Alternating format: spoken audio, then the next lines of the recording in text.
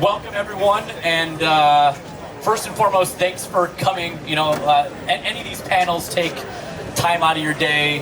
Everyone's still working throughout the week and throughout the day, so really appreciate again you guys coming in and spending 30, 45 minutes with us. Anyone, is this your first can? Any hands for? All right. Well, what's really great about CAN and these types of meetings, like you're gonna probably be in 10 or 15 of these panels throughout the week, but what these panels end up being is like a milestone in the industry. Like every year something else kind of progresses in our industry, and it kind of starts at CAN or stops at CAN and continues at CAN. So like 4 years ago, you weren't really hearing or talking about AI at all. You were talking about dynamic triggers and things like that in the creative space and dynamic creative.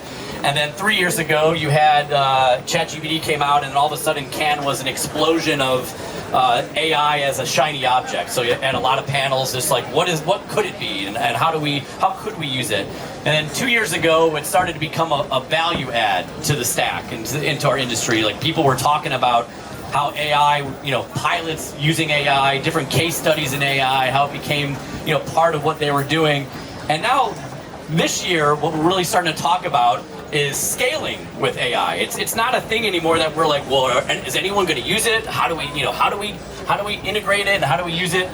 Now we're talking about how do we scale with it. And I think it really does start with two sides of the spectrum. So there's the creative side. So once the AI is deciding what it is to actually put in front of the user, what message are they getting? And then on the side before that, you have the media and the data signal side. And so that's the point of this panel, is when the algorithm meets creative.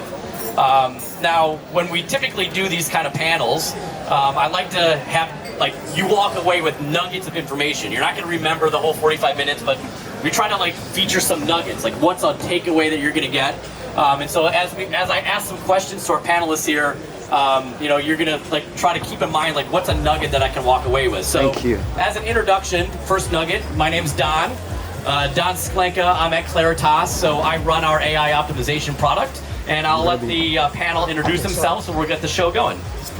Great. Hi, everyone. And also thank you for joining on this hot day, because that's definitely the case, so feel free to keep using your fans. My name's Dawn Williamson. I head up advertising for Comcast. I take care of all the media solutions across local, national, regional, and also we do global partnerships. Hi everyone, my name is Alexa Graff. I am the Chief Marketing Officer at Goop, and I sit over all of our performance, brand, and creative efforts. We're a lifestyle brand. We sit at the intersection of beauty, wellness, fashion, and editorial. I'm a huge Goop fan. Hi everyone, I'm Cleana. I lead the brand and advertising and creative team at Indeed. Good afternoon, everyone. My name is Will Devil. I'm one of the global client leads at WPP Media, running one of our largest global clients. Hi, everybody. I'm Danielle Kramer. I'm Senior Vice President of Sales at GroundTruth, which is now a 0 to 1.ai company. If you want to talk more about that, we can, but it's a very recent acquisition. I run our managed service business as well as our self-service business. And if you're not familiar, we are obsessed and focused on real-world behaviors and connecting them to real-world outcomes and business decisions. Hello everyone, Paul Frampton Calero. I think this is my 12th CAN, which is kind of dating me, and also I keep coming back even though the heat gets hotter every year. I used to work at Havas for many years in the UK, moved to the States about a year and a half ago to run an independent marketing services group that is focused on connected commerce called Goodway Group. We have a consulting arm and a commerce media business and a media agency business, so we're trying to connect all of those dots together across this fragmented landscape, and happy to be here. And what you heard was also a very diverse set of people people within our industry. So you have products, you have job finders, you have holdcos, you have independent agencies, you have publishers, you have DSP attribution. So again, part of this panel that we put together was let's have different opinions and different POVs. So we're going to start with the first nugget here is about outcomes. And if each of you could take, a couple of minutes and talk about in your world, in your industry, in your company, in your brand, what has been the single most outcome that you've seen from the power of AI and creative? Dawn, go ahead. For me, outcomes is really where we're standing. Long time TV did not get the acknowledgement of the role it plays in the full funnel solution. So leveraging AI, we've been able to use it to create better customer targeting and be able to use insights, our first party data, to be able to really hone in on getting that potential customer and then also tracking how it contributes to financial transactions, website visits, actual business outcomes, and that's all been enabled by partnering AI through that utility. For us, one outcome from leveraging AI has been clarity. We are across a couple of different business lines. We have our own beauty brand, our own fashion brand. We're in multi-fashion and beauty. We have editorials, so a lot can get lost in translation. There can be a lot of noise, and with a lot of these tools that we've onboarded over the last year or so, I think having clarity per business line, but also across the aggregated customer has been something super useful for us. Awesome. I think for us, it's definitely relevance at scale. And also just being able to optimize for what's actually working in the moment is the big game changer. I think we've really worked hard to purposefully and intentionally reintegrate disciplines which over time have become far more disparate. So I'm talking data, media, analytics, and creative strategy as well as creative development. And really the power of AI is enabling us to bring those areas back together to ensure that we can create a sort of a seamless marketing ecosystem, once again, which has been quite fragmented over time. Thank you. I love sharing a mic. It's hot, not just because it's hot. It's truly a hot mic. No better group of people to sweat with up here. AI to GroundTruth is we're in this really interesting inflection moment where we're going from a company who's operated for almost 17 years to with our new acquisition with 0 to 1.ai. We've always used automation. Automation itself has been around since 1956. Like that's not a new concept. It's the predictability that we're now able to add to the audiences that we can create and the way that customers are behaving in the real world. So what GroundTruth used to do before was we knew where people going in the past, and now we know where they're going to go next. So that the patent pending model that we have built tells us, not only can we predict where you're going to go, but then we can validate that thing actually happened, not that they physically went to the store, which of course we can measure, but then we can also see, is there any kind of incrementality to that, right? Measurement for measurement's sake is not interesting. Measurement to prove that a customer's behavior actually changed is the thing that I think makes the technology tied to be interesting and not just a buzzword. Right. It's going to be difficult to be the sixth panelist and say anything new on this topic, I think, but I guess the way we think about it is moving away from media outcomes to moving to genuine business outcomes, whether that is revenue, whether it's profit. We launched a consulting business to help us do that rather than just be an agency business. And we actually created a new kind of cyclical process which is called outcome engineering. It sounds quite live when you hear it like that, but the whole idea is to engineer the most effective way to drive the best outcome with the lowest spend and the fewest jumps, which I think our industry arguably has created so many jumps and everyone's tried to take margin out of it. That actually means there's a ton of friction. So I think partly driving to outcomes is removing that friction, as you were saying, reintegrating disciplines and trying to get the customer to the best place possible that works for them and ultimately works for the business's bottom line. So even though you're a sixth man this time around, we're doing a snake draft. So you're number one this time around. So yeah, giving you high priority. So now think about what's possible with AI. So again, this is going to be a question for all the panelists, but what's one thing that is possible now in 2026 that wasn't possible before in your respective industry? So the two things that I think about being possible, I think are really liberating is one, you can get different data sets in front of anybody within an agency or brand site so that they can see the whole picture. Not just one channel. I think we've created through digital over the last 15 years so many splintered channels touching consumers that somebody optimizing search or paid social or programmatic or television, if you don't know what's going on across all of that, then you're often going to make the wrong decision. So I think AI can democratize signals, insights, understanding of audience. And I think the other thing that it does is it liberates a lot of people in agencies who've spent a lot of their time doing low value work, ad ops, reporting, trafficking, which doesn't provide any value to the client at the end of the day. So if we can take that away and actually allow people to spend more time thinking about what would be the next best thing I could do to connect with an audience, to drive an outcome, I think to me that's where I really get excited about AI, rather than some of the things that might be possible in 5 years' time but aren't going to be a reality right now. I think I like what you said, and I'll also pair that, Leona, with something that you said earlier, and this might be like the least techie answer of the day, but I think it's the change management of it all, to be honest, where AI, it's on every single stage here, it's on every single stage at CES, Impossible everywhere, probably all of us have been, we've been hearing the same thing, but because it's such a hot moment that's moving so quickly, right, we're in very, very vast different industries on this stage, we're all talking about the same thing because everyone's actually moving fast enough to meet the moment where it is, even though it's bringing us in different directions. It's removing silos, it's creating less fragmentation even within agencies, right? Like what you're saying is the brand and the performance are coming closer together in a way that's faster that's ever happened before, which makes our jobs easier as tech partners or media partners to say, I have to pitch to 9 different teams who don't have the same leadership buy-in. Well, now it's everybody's driving to the same outcome of what can AI do for all of us.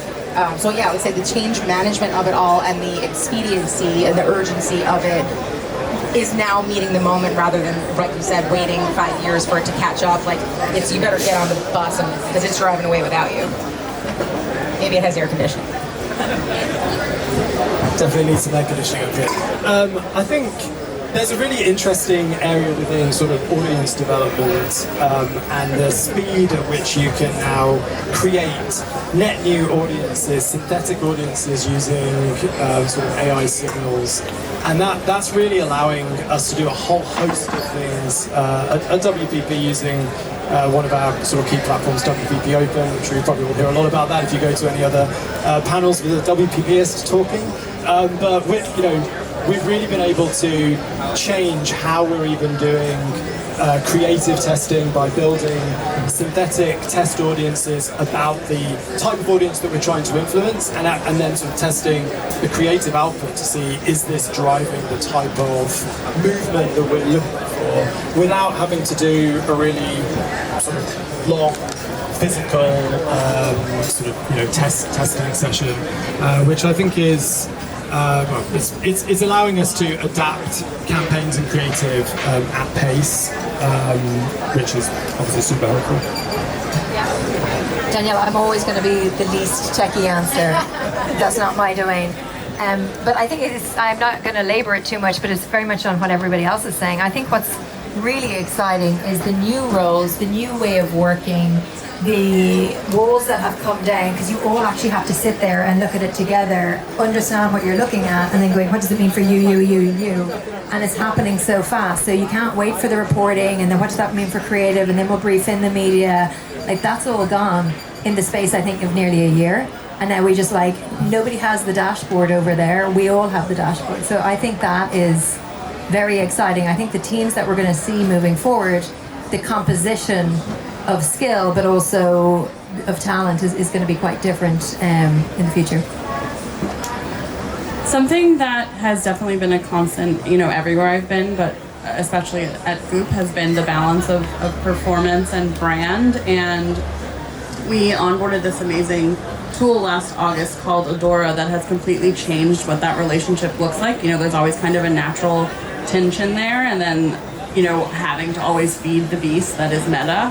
Meta is one of our biggest acquisition channels, and having a tool like Adora has allowed us to really build that bridge between performance and brand and completely change that relationship to be so much more amicable, but also automated in the way of brand can kind of set up the rules. We feed it to Adora, and performance works within those rules. And it's also changed the timelines completely where, you know, we were feeding it week to week, which was still tight timelines, but now with what we have access to, we can change it day to day. You know, we can react to something in the morning that blew up overnight and create 50 different iterations of it the next day, you know, whether that's in the way of a product flat lay or, you know, getting a bunch of text over the same image to try out new hooks. It's just been a complete game changer in how we're able to react to our performance insights and also have brand and performance on the same page.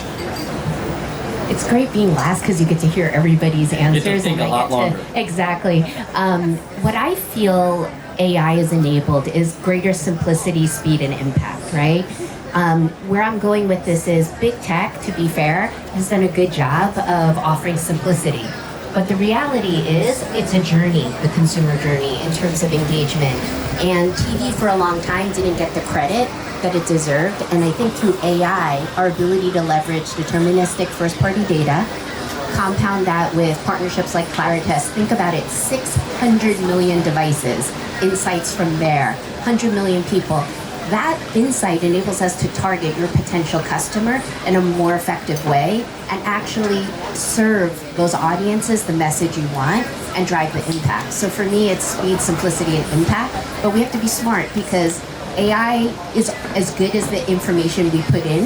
So if you are not putting in the right data, it's just going to model what they think is simplest. So I think there's an element there where the human engagement of identifying what's the right data to put in, then we'll be able to leverage AI better. Otherwise, left to its own devices, it's going to go anywhere that it can, the easiest path, which may not drive the greatest impact. So some of the nuggets there, we have operation effectiveness, we have change management, we have synthetic audiences, we have talent upskilling, we have performance dashboards, and we have speed, simplicity, and impact. All right. So as we move on to this conversation, again, I want you to walk away with these kind of nuggets. And it's been really great working with Indeed. And if you really think about Indeed as a business, it's advertising for good.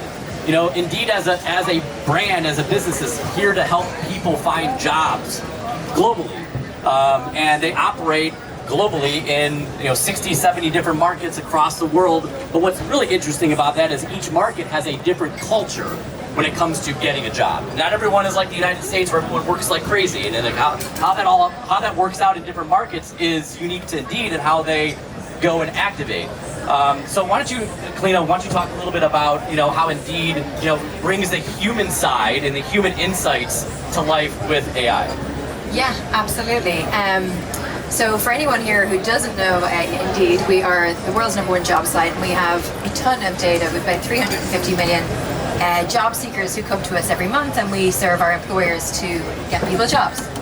So speaking of human insights, and this is fundamental to how we as a marketing org think about how we use and implement AI.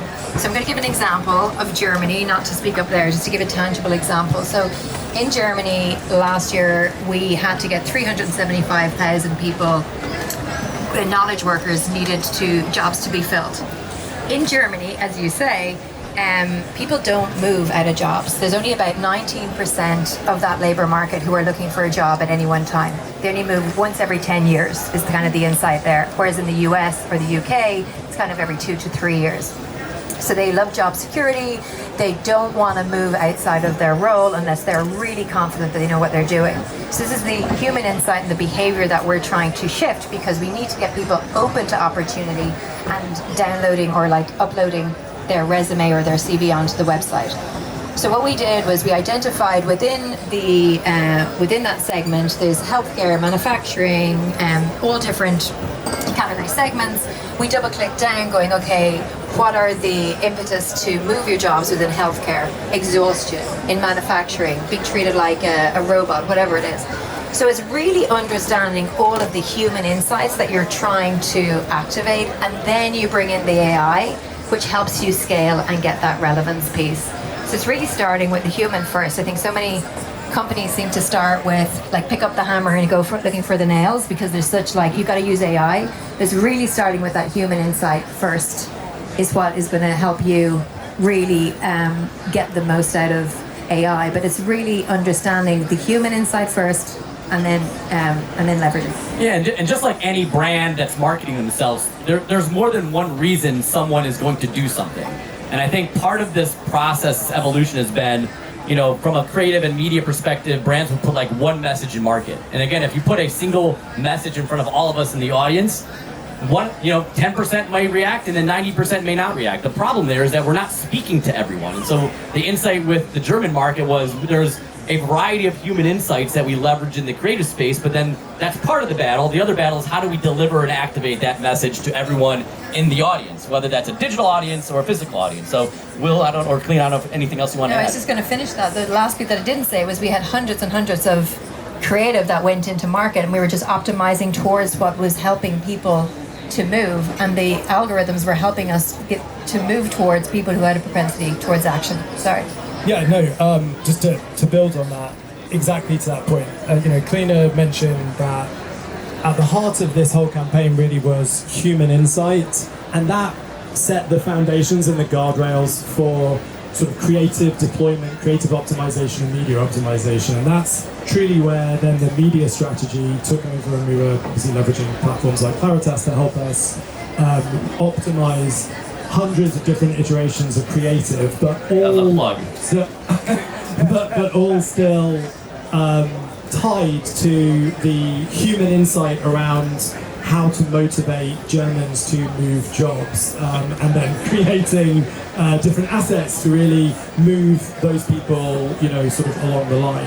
And pleased to say it was obviously a really hugely successful campaign, which we're looking at sort of multiplying across different markets in terms of using the same way. But I think we come back to the core insight there in terms of a lot of people in the media industry, advertising industry, sort of, are concerned about what is AI going to do for humanity in terms of within, careers in the job in this space. And what we're really trying to show is you absolutely still need humans at the center of this, because those insights would not be generated by an AI algorithm in any way, shape or form. We couldn't have generated them without doing a lot of research into the market and other human-based research to create the guardrails to then fuel the campaign through leveraging AI to create all of the assets for deployment. Now again, if we go back 4 or 5 years, everyone would be saying the word trigger. It would be a trigger. This is a trigger.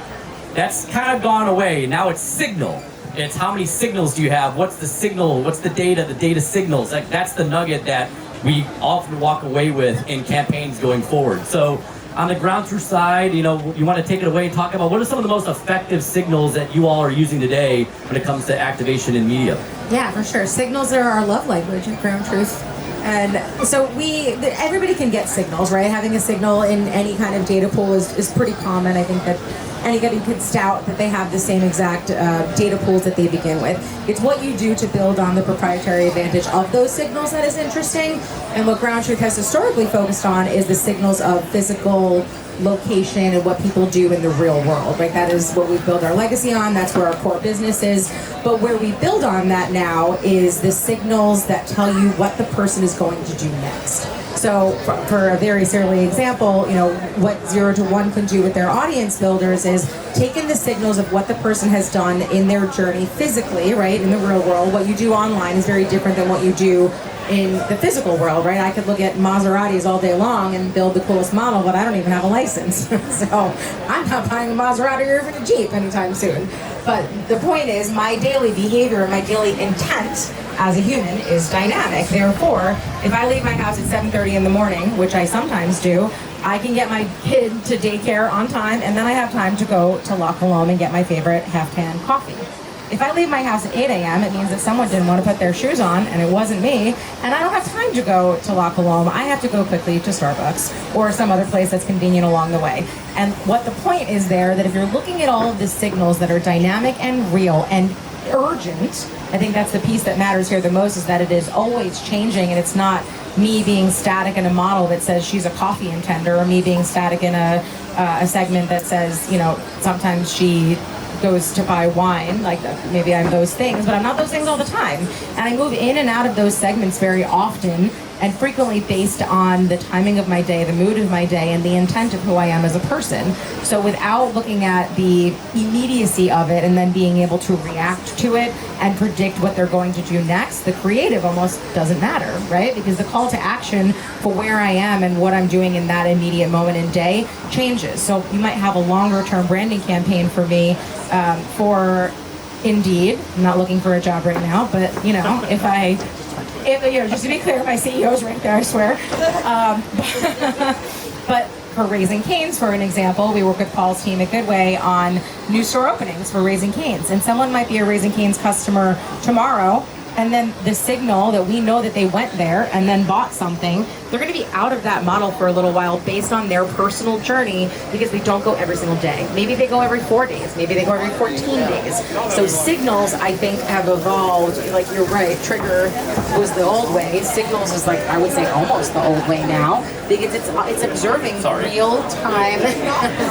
So 2026 January. No shade to Don, but I do think that signals won't go away, and it's more about like real-time observance and then acting right away. So the creative has to be dynamic, it has to be urgent, and then again you have to be able to measure that to say, did that thing really happen in that time period? Because the time period, I think, is the most dynamic and important part.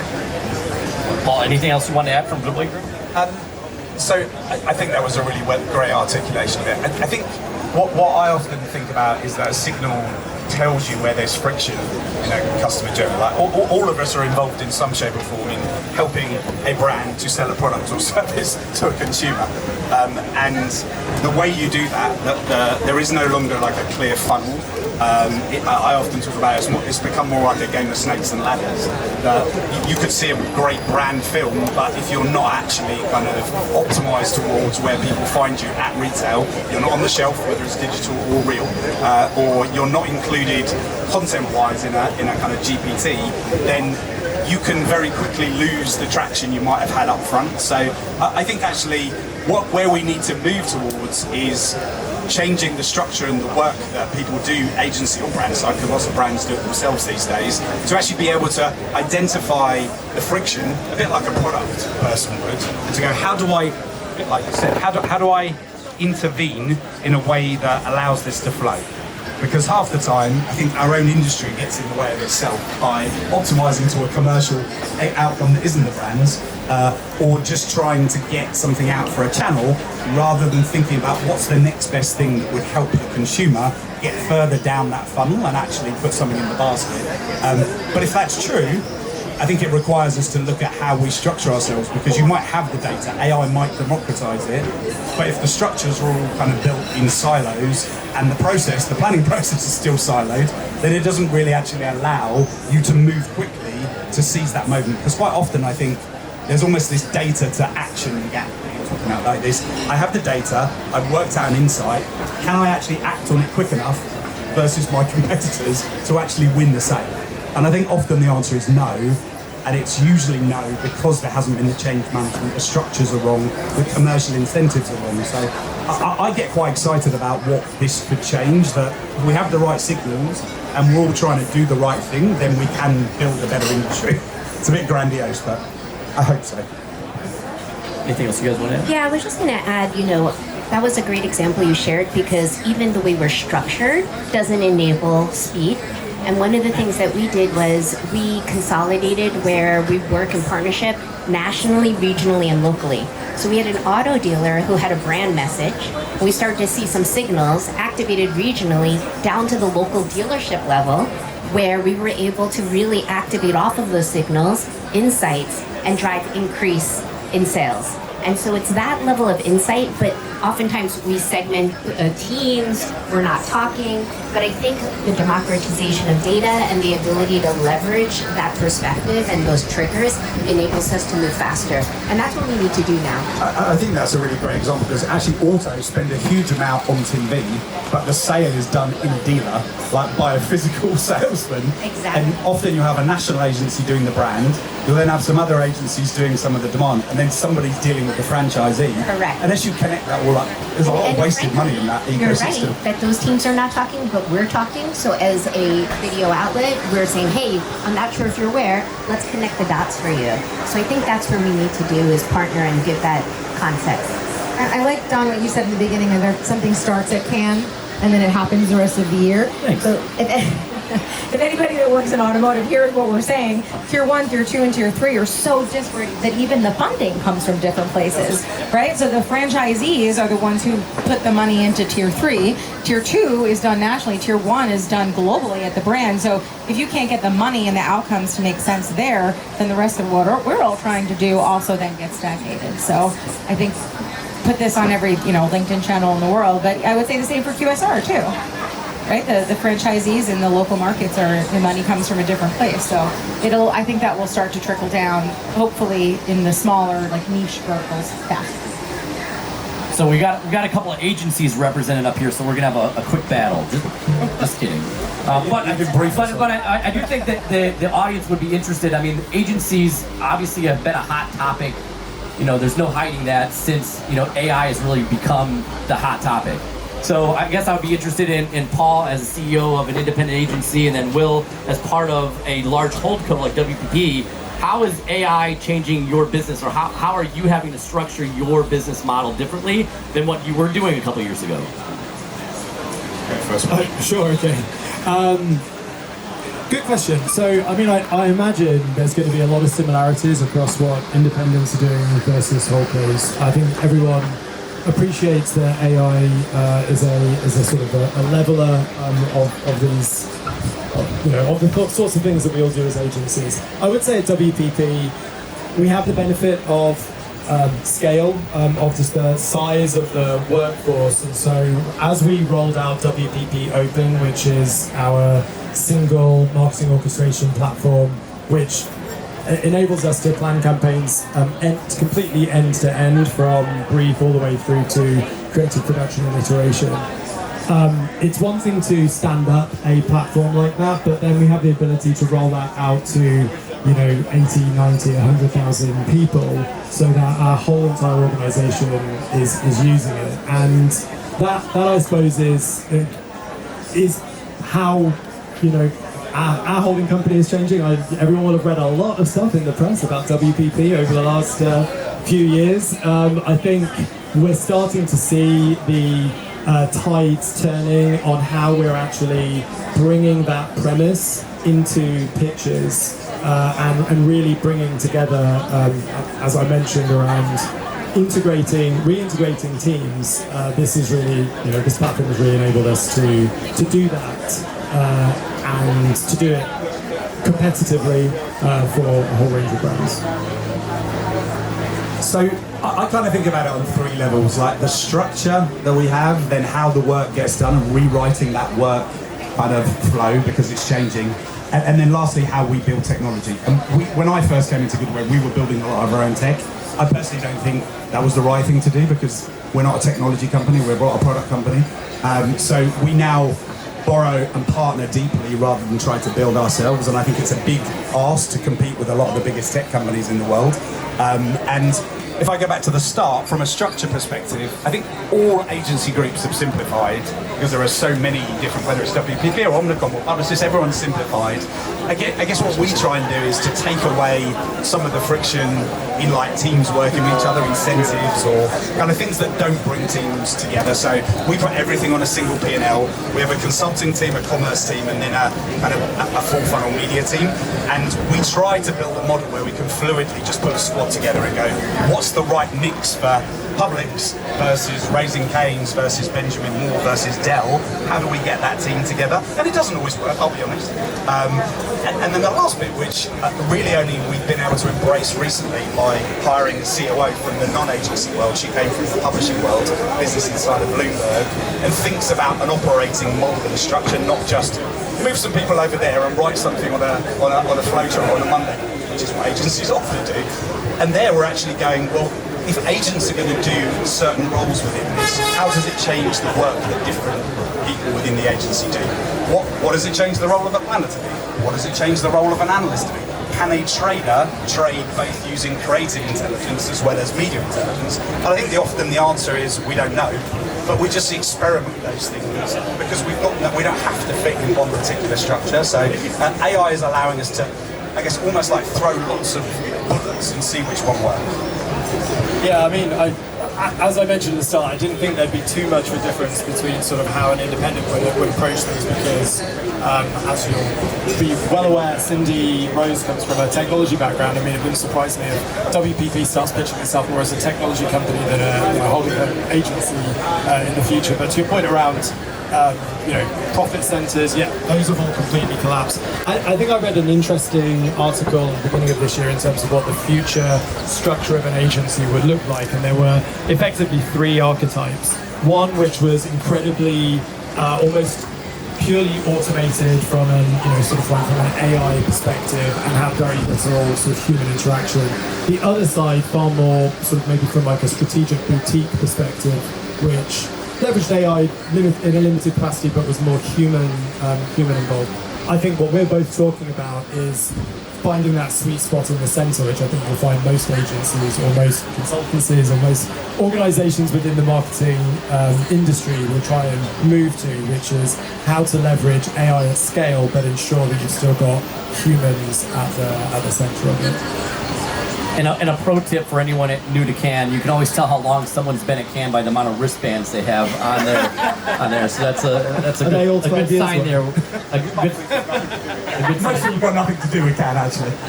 Or not. So I think, again, thanks for everyone for sitting in the crowd. It's hot. I get it. We're going to end on this one question that again, when we think about like what's the nugget here that we want you to take away.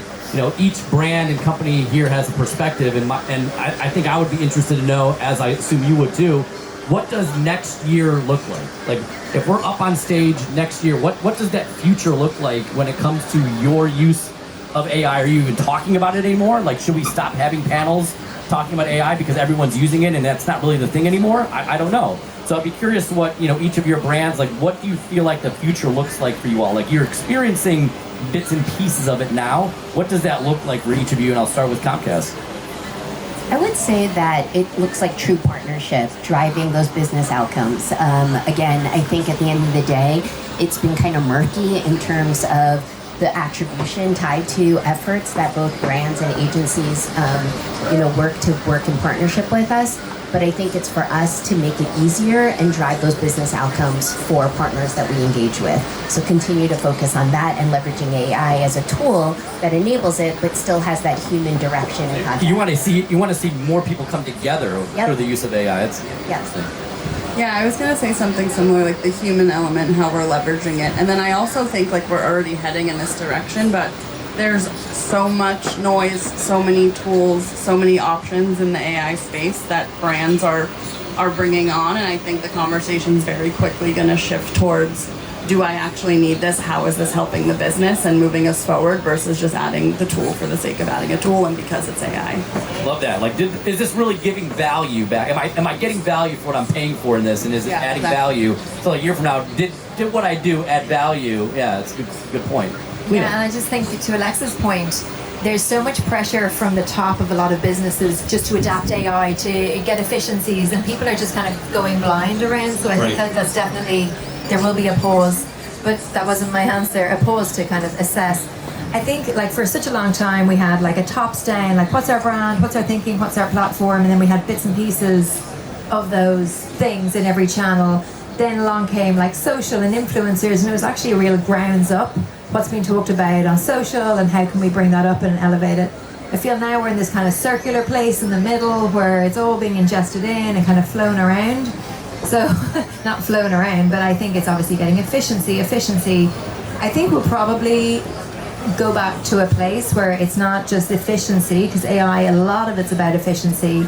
Then we'll start begging the question, like, how do we build brands and build systems?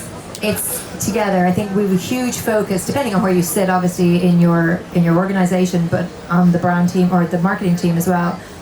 It's building brands and building systems. We're super focused at the moment on building the systems, but everyone's like, what about the big idea? And I think there's always appetite, like where it can, it's creativity, but there's always appetite for the big idea.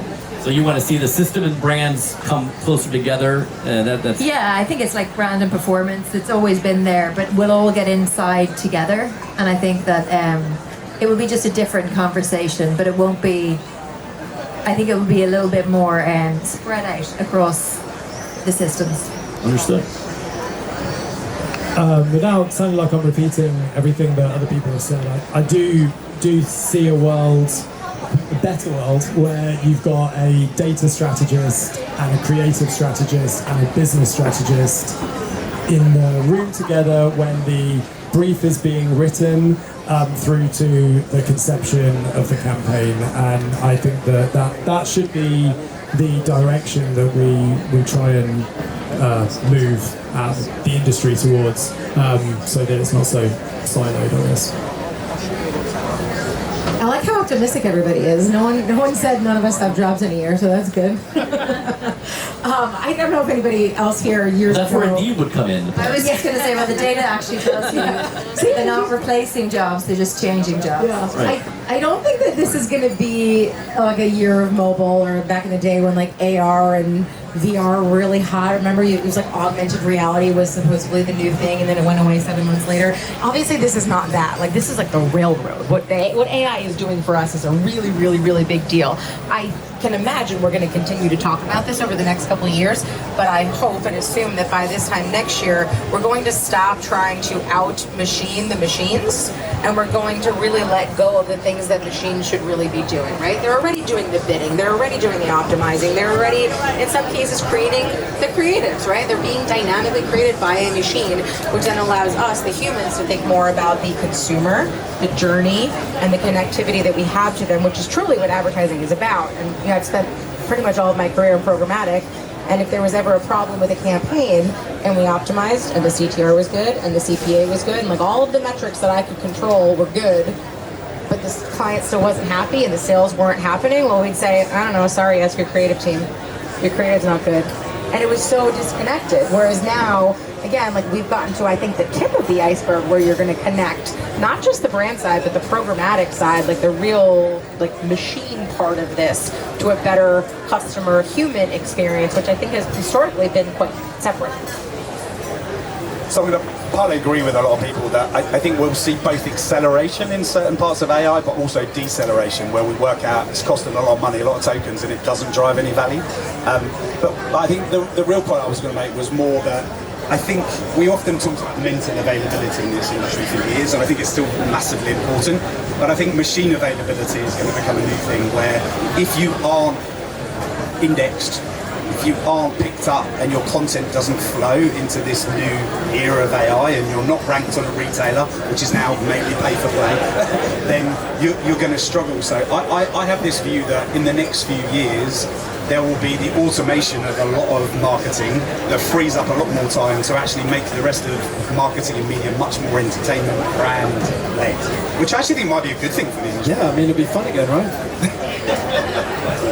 Well, appreciate everyone's time again, and you know we're gonna pass the mic if anyone wants a question. So think about if you have a question. So while you guys think about if you want to ask a question, just real quick, each panelist you get to pick one country. Who's gonna win the World Cup? Paul, you get to go first. No way. Actually, they've got a good chance, so I'm going to say... That's more than one word. England. France. I got Argentina in the office sweepstakes. There you go, right there, you and me. This is so not my lane, so You have like a 1 in either is 163 chance. England and go Knicks. My husband's British, England. Yeah. Oh boy. Oh boy. Wow, we really didn't plan this. Yeah. And any questions in the audience you want to ask any of the folks on the panel?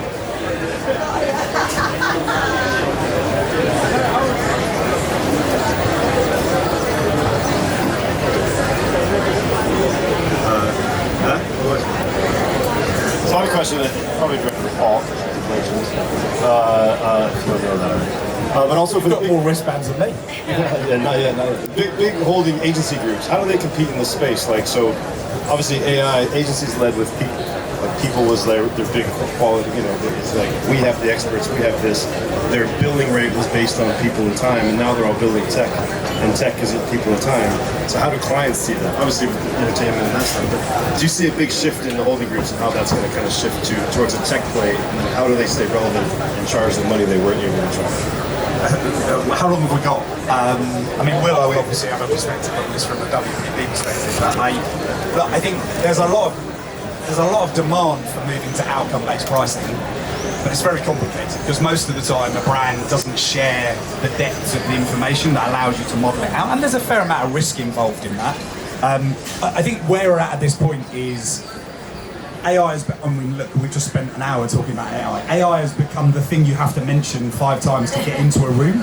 So therefore, everybody's talking about their AI platform and their technology and less about their value proposition. And I think, like, we're in marketing, so your go-to-market, your value proposition has to be really clear. Like, what is it that you provide as a benefit? And then how does technology and talent help you deliver it? So my thesis is that the people that will do well are the people that do build great technology and tools, but they work out how to make it very clear about what they do and why they're the best at one thing. And that doesn't mean that every group can be good at everything. I think that was the old poker model where, I mean, I worked at Avast for many years where we do everything, media, creative, experiential, DM, and I don't think that's necessarily true. I think you might want to go to best of breed, and clients might want more modular teams, but they'll take the best from whether it's an indie or wholesale agency to do particular things. That's my thesis anyway. Yeah, I think WPP's approach is interesting. We've actually got a model which is a self-serve model, so it really appeals to smaller clients that wouldn't normally look for an agency support. So we can actually have a self-serve model of WPP Open, which clients can access and utilize themselves directly, which is a differentiator. I'm not sure whether I think all agencies are going to move that way. That's probably a sign that WPP is definitely headed in the more technology-focused remit. I have to 100% agree with you in terms of there does still need to be a differentiator from a talent perspective, and that's why obviously WPP will continue to have serviced options as well, and so we sort of try and offer the best of both. From a commercial perspective, you're talking about moving more towards like a subscription style model, and then from a service base, yes, outcome-based fees, very difficult to calculate, sounds great on paper, doesn't always work out, but probably is somewhere where the future is headed. I'm just curious how you are incorporating people asking you ChatGPT or Claude about either your products or your clients' products into your media mix. Is it a new channel? Is it taken from other places? Like, just curious to know how you're accounting for that. I'd like to hear from the brands and I think everybody has an interesting take. Should listen to the brands first. Yeah. That's servicing. I can take this. It's unfolding in real time, but a lot of it is, orienting towards GEO, taking a look at our the back end and Shopify pages, all of the metadata, and working with the different LLMs and what they're going to pull from most, and then starting to look into like the Google ad products and all of the new things that are being rolled out and shifting dollars from the traditional media spend we are doing there. What does it look like in the next iteration to when they're shifting ads into the LLMs and all of that? So it's kind of all unfolding in real time, but I think the first step has been making sure our site is optimized to being pulled into those. Yeah, and just adding on that, so obviously we've got two sides for us. One is people are now asking the LLMs how to get a job, so they're an active competitor in the way we think about where people go to get jobs. So that's one side of us, so we're tracking them as competitors and watching their share and watching what they do in that way. And then obviously on the marketing side, well, exactly as Alexa said, AEO, just ensuring that we are making us as relevant as possible for all of our AIO strategies and making sure that our content is findable. Well, how about a round of applause here for everyone? Sorry, Will, I didn't mean to. I got time here. I got time. For everyone on the panel, appreciate it. Feel free to link in with anyone if you have any other questions. We're around for a couple minutes, so appreciate it again everyone's time. Thanks.